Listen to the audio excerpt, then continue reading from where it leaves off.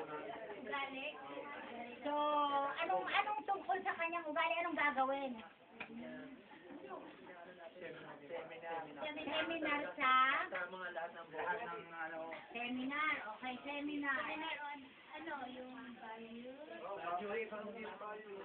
Values seminar. Seminar on values. Seminar on Pag-uugali ng mga... on values. On values. Values. Ayun. Okay, sino yung involved dito? Yung pong mga boatmen.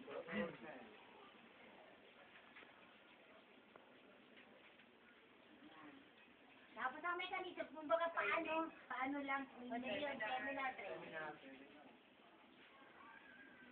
May ano na ba noon? May simula na ba doon? Wala ba kayong Hindi, mag-ano yung ang munisipyo, ginagamit namin na seminar daw lahat.